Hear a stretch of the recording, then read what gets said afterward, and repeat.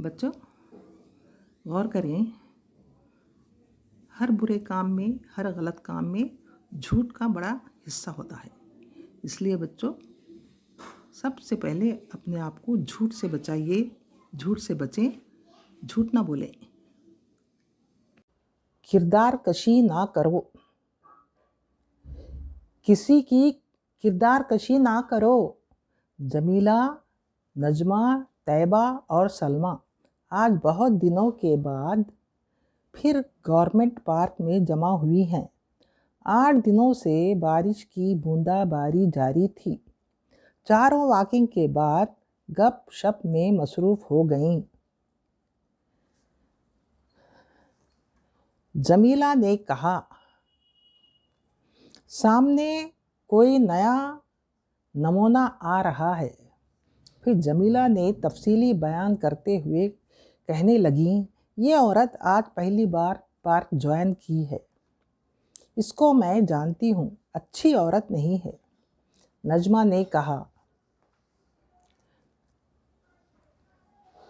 بہن کسی کے تعلق سے ایسا نہیں کہنا چاہیے۔ کسی پر بغیر آنکھ سے دیکھے تہمت یعنی بدنام نہیں کرنا چاہیے۔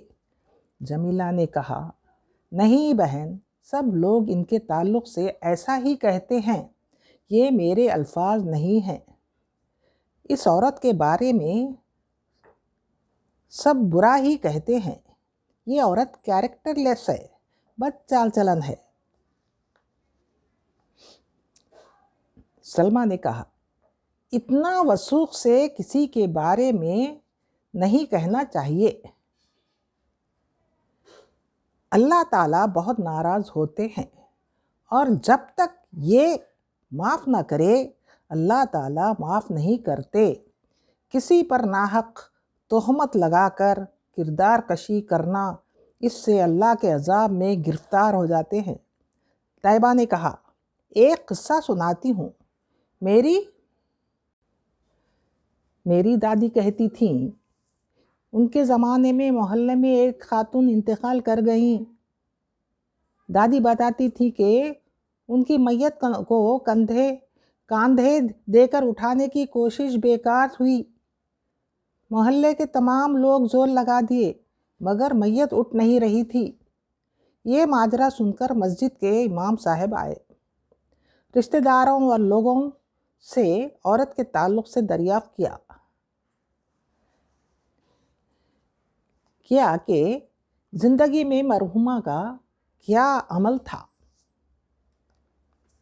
سب نے بتایا، یہ مرحومہ بنا دیکھے بنا سوچے لوگوں پر تہمت لگا کر ان کی کردار کشی کرتی تھیں۔ محلے کے ہر گھر پر نظر رکھتیں اور لڑکیوں پر تہمت لگاتی تھیں۔ جب بھی کوئی مرد کسی کام سے آئے تو ایک پتھر صحن میں لگا دیتی اور دن بھر ایسے پتھر جماتی رہتی اور گن گن کر تہمت لگاتی۔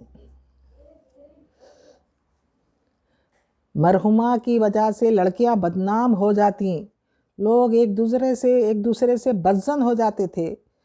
قریبی رشتہ داروں کی اولاد پر بھی ناحق تہمت لگانے سے باز نہیں آتی تھیں۔ یہ مرحومہ کا محبوب مشغلہ تھا۔ امام صاحب بہت افسردہ ہوئے اور حکم دیا کہ وہ سب پتھر اٹھا لاؤ۔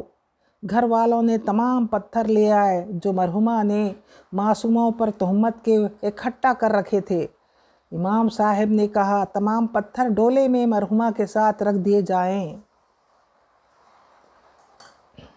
جلدی سے 2 کنٹل پتھر ڈولے میں رکھ دیے گئے۔ اب ڈولا ہلکا ہو چکا تھا، بآسانی 4 لوگوں سے اٹھ گیا۔ اور پتھروں کے ساتھ میت کو قبر میں اتارا گیا۔ سب دیکھ کر دنگ رہ گئے کہ مرحومہ کی حالت اب عبرتناک بن چکی تھی۔ تمام پتھر کالے زہریلے سانپ بن چکے تھے اور مرحومہ کو ڈس رہے تھے۔ اللہ معاف کرے، سبھوں نے مل کر جلدی جلدی مٹی ڈال کر مرحومہ کو مدفون کر دیا۔